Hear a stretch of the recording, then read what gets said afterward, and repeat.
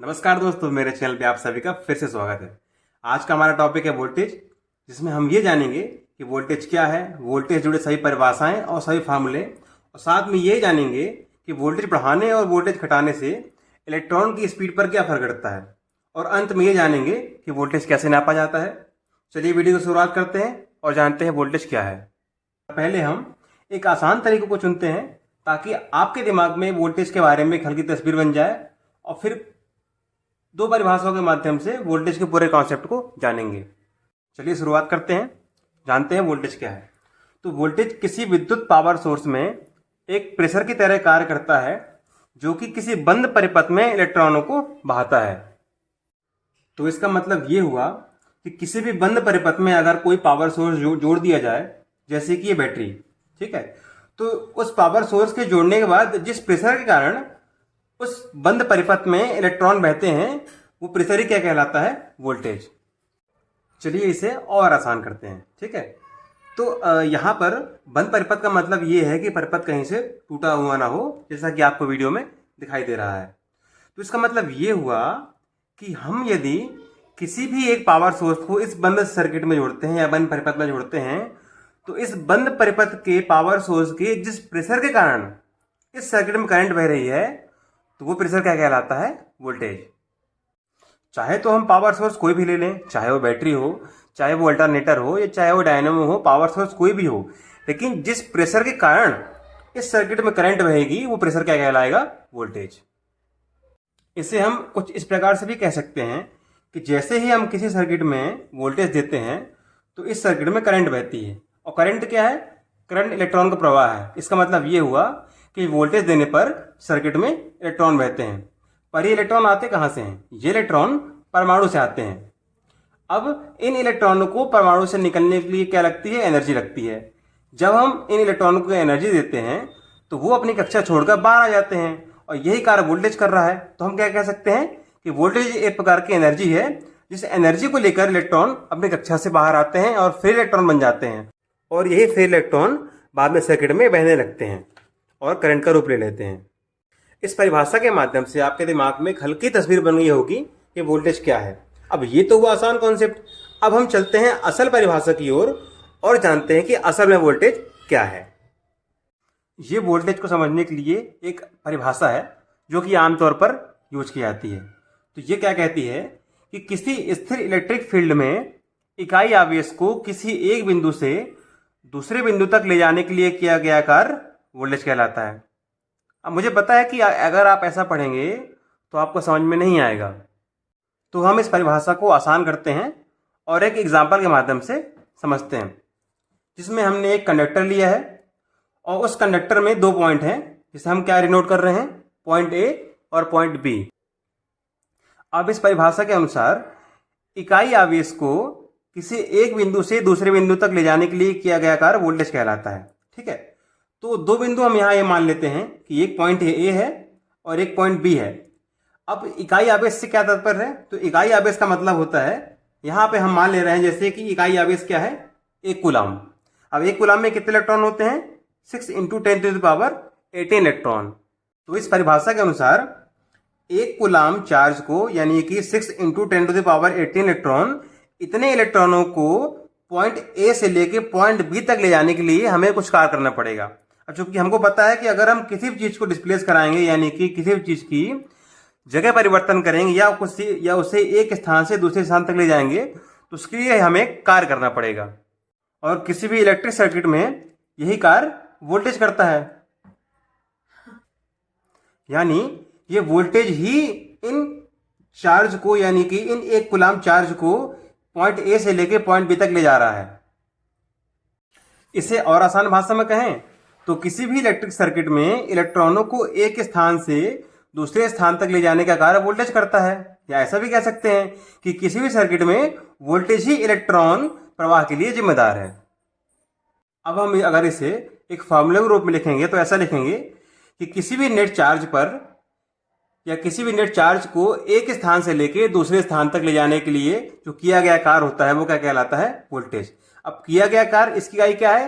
कार्य की इकाई जूल है, और चार्ज की इकाई क्या है? कूलाम है। तो हम क्या कह सकते हैं कि जूल बटे कूलाम। आपने कई बार लोगों को वोल्टेज को विभवांतर या पोटेंशियल डिफरेंस या ईएमएफ या विद्युत वाहक बल बोलते हुए सुना होगा। तो चलिए इसके बारे में और जानते हैं कि विभवांतर या विद्युत वाहक बल क्या होता है। देखो, जो अपना शब्द है विभवांतर, ये दो शब्दों से मिलकर बना है, एक विभव और एक अंतर। यानी किसी भी एलिमेंट के विभव के बीच का अंतर क्या कहलाता है? विभवांतर। अब विभव मतलब क्या होता है? कार्य करने की क्षमता। किसी भी चीज की जो कार्य करने की क्षमता होती है उससे हम क्या कहते हैं? उस चीज का विभव कहते हैं। अब हम इसे एक एग्जाम्पल के माध्यम से समझते हैं। हमने एक पानी की टंकी ली है और एक पाइपलाइन जोड़ी है। पाइपलाइन के शुरुआत में हमने एक पंप जोड़ा है और बाद में एक टरबाइन जोड़ा है, ठीक है। और सेम केस क्या है, हमने एक यहाँ इलेक्ट्रिक सर्किट लिया है, इसमें एक बैटरी है और एक रेजिस्टेंस है। अब देखिए क्या होता है, ये पाइपलाइन है और इस पाइपलाइन के बीच में हमने एक पंप लगाया है। अब जैसे ही हम इस पंप को चलाते हैं तो ये पंप क्या करता है? इस पानी को सक करता है, यानी इस पानी को खींचता है और इस पाइपलाइन में एक पानी का प्रेशर क्रिएट करता है। अब ये पानी का प्रेशर कहाँ जाके टकराता है? टरबाइन में। और क्या करता है? टरबाइन घुमाता है और पुनः इस पाइपलाइन के माध्यम से पानी इसमें आता है। अब देखो क्या होता है, जैसे ही हम ये पंप चालू करते हैं तो इस पाइपलाइन में एक पानी का प्रेशर क्रिएट होता है। अब ये पानी प्रेशर क्रिएट होता है और ये पानी प्रेशर से जाके इस टरबाइन के पंखों में टकराता है। अब जैसे ये पानी इस टरबाइन के पंखों में टकराएगा तो पानी अपनी जो ऊर्जा है वो इस टरबाइन को दे देगा और इस पानी की ऊर्जा लेकर टरबाइन घूमने लगेगी। अब जैसे ही पानी इस टरबाइन से टकरा के पूरा नीचे आता है तो क्या होता है?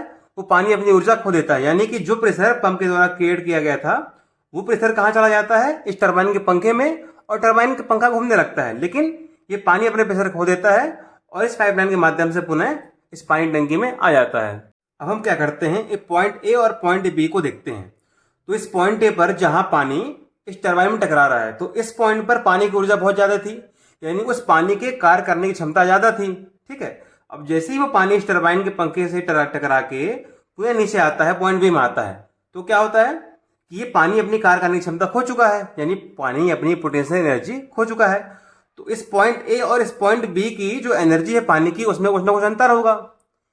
इस पॉइंट ए पर एनर्जी बहुत ज्यादा होगी क्योंकि वो एनर्जी हमें पंप के माध्यम से मिली थी।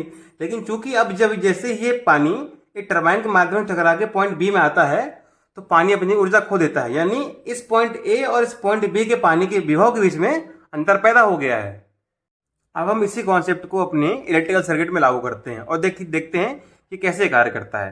अब हमने इस सर्किट में क्या ली है? एक बैटरी। इस सर्किट में हमने क्या लिया था? पंप लिया था और यहाँ पे हमने टरबाइन जगह क्या लगा दिया? रेजिस्टेंस। अब जैसे ही वोल्टेज के माध्यम से इस सर्किट में एक प्रेशर क्रिएट होगा, अब यहाँ जैसे पानी बह रहा था तो अब यहाँ क्या बहेंगे? इलेक्ट्रॉन बहेंगे। अब जैसे इलेक्ट्रॉन इस रेजिस्टेंस के माध्यम से क्रॉस करते हैं तो रेजिस्टेंस क्या करता है? करंट के बहने का विरोध करता है। तो ये रेजिस्टेंस इन इलेक्ट्रॉनों की एनर्जी सोख लेता है और रेजिस्टेंस, अब चाहे रेजिस्टेंस हीट के माध्यम से उस एनर्जी को बाहर निकाल देता है और ये इलेक्ट्रॉन पॉइंट बी के माध्यम से होते हुए पुनः बैटरी में आ जाते हैं। अब इस पॉइंट ए पर जहां इलेक्ट्रॉन इस रेजिस्टेंस में प्रवेश कर रहे थे और इस पॉइंट बी पर जहां से इलेक्ट्रॉन रेजिस्टेंस से बाहर आ रहे हैं, इन दोनों के जो इलेक्ट्रॉन होंगे उनमें कार्य करने की क्षमता का अंतर पैदा हो गया। यहाँ पर जो इलेक्ट्रॉन थे उनकी क्षमता बहुत ज्यादा थी क्योंकि उन्हें वोल्टेज के माध्यम से प्रेशर मिल रहा था, और इस पॉइंट बी पर जो इलेक्ट्रॉन है उनकी कार्य करने की क्षमता कम हो गई है। क्यों? क्योंकि इन रेजिस्टेंस ने इनकी जो कार्य करने की क्षमता है वो सोख ली है और उसे हीट के माध्यम से बाहर डिसिपेट कर दिया है। इसी प्रकार इस पॉइंट ए और इस पॉइंट बी के इलेक्ट्रॉनों के बीच में पोटेंशियल डिफरेंस पैदा हो गया, यानी कि विभव का अंतर पैदा हो गया है। और इसी विभव के अंतर को हम किसके माध्यम से मापते हैं? वोल्टेज के माध्यम से मापते हैं। या हम ऐसा भी कह सकते हैं कि इसी विभव अंतर को हम वोल्टेज कहते हैं। अब वोल्टेज को ईएमएफ या विद्युत वाहक बल क्यों कहते हैं? जैसा कि हम जानते हैं कि बैटरी में जो वोल्टेज पैदा होता है वो इन इलेक्ट्रॉनों के और प्रोटॉनों के खिंचाव बल के कारण, या ऐसा कहें कि इन इलेक्ट्रॉनों के जो रिपल्सन फोर्स होता है, यानी कि जो बल इन इलेक्ट्रॉनों को आपस में दूर करता है, दूर धकेलता है, उस बल के कारण इस बैटरी में वोल्टेज पैदा होता है। इसलिए हम इस प्रकार के पैदा हुए वोल्टेज को क्या कहते हैं? विद्युत वाहक बल। अब हम वोल्टेज और इलेक्ट्रॉनों के भाव की स्पीड के बीच में संबंध को जानते हैं। अब तक हमें पता चल गया है कि वोल्टेज क्या है। तो वोल्टेज एक प्रकार की एनर्जी है जिसे हम इलेक्ट्रॉनों को देते हैं और इस एनर्जी या इस प्रेशर को पाकर इलेक्ट्रॉन सर्किट में बहते हैं। अब देखिए, अब अगर हम वोल्टेज बढ़ाते हैं तो क्या होगा? अगर हम वोल्टेज बढ़ा रहे हैं तो इलेक्ट्रॉनों को मिलने वाली एनर्जी बढ़ गई। अब जैसे ही उनको मिलने वाली एनर्जी बढ़ेगी तो उनकी स्पीड बढ़ जाएगी। यानी जैसे ही हम वोल्टेज बढ़ाते हैं तो इलेक्ट्रॉनों की स्पीड या वेलोसिटी बढ़ जाती है, और जैसे ही हम वोल्टेज घटाते हैं तो इन इलेक्ट्रॉनों की स्पीड घट जाती है। यानी अगर वोल्टेज घटाएंगे तो इलेक्ट्रॉन की वेलोसिटी घट जाती है, और वोल्टेज से बढ़ाते हैं तो इलेक्ट्रॉन की वेलोसिटी इस सर्किट में बढ़ जाती है। या हम ऐसा भी कह सकते हैं कि वोल्टेज बढ़ाने से अनुगमन वेग या ड्रिफ्ट वेलोसिटी बढ़ जाती है, और वोल्टेज घटाने से ड्रिफ्ट वेलोसिटी घट जाती है। और इलेक्ट्रॉनों की स्पीड को हम इस फार्मूले से निकाल सकते हैं, जो कि है v बराबर 1/2 mqv स्क्वायर। इसे आप एक बार याद कर लीजिए, इसे किसी और दिन बाद में डेराइव करेंगे। आपके लिए इतना इंपॉर्टेंट है कि v बराबर 1/2 mq स्क्वायर। अब इस वीडियो के अंत में हम वोल्टेज को नापने के तरीकों के बारे में जानते हैं। वोल्टेज को हम 3 प्रकार से नाप सकते हैं, जिनमें पहला तरीका है वोल्टमीटर के माध्यम से, दूसरा तरीका है पोटेंशियोमीटर के माध्यम से, और तीसरा तरीका है ऑसिलोस्कोप के माध्यम से। ये तीनों ही चीज़ आपके एग्जाम पॉइंट ऑफ व्यू से बहुत ज़्यादा इंपॉर्टेंट है, इसलिए इसको आप बहुत ध्यान से पढ़िए और इसे याद कर लीजिए कि वोल्टेज को हम किस किस चीज़ों से मापते हैं। ये आपको किसी भी रेलवे के एग्जाम में या इसरो के एग्जाम में कंफर्म आपको ये क्वेश्चन मिल जाएगा कि वोल्टेज को इनमें से किन किन चीज़ों से नापा जाता है। तो अगर आपको ये याद रहेगा तो आप उस क्वेश्चन को सही करके आएंगे, तो आप ये याद कर लीजिए। अब मैं ये उम्मीद करता हूँ कि आपको वोल्टेज पूरी तरीके से समझ में आ ही गया होगा। अब यदि आपको मेरे इस वीडियो से वोल्टेज को समझने में आसानी हुई है तो मेरे इस वीडियो को लाइक कर दें, और साथ ही मेरे चैनल को सब्सक्राइब कर दें। आपको ऐसे ही वीडियो लगातार मेरे चैनल पे मिलते रहेंगे, तो सब्सक्राइब करके ही जाइएगा। मिलते हैं अगले वीडियो में, तब तक के लिए जय हिंद।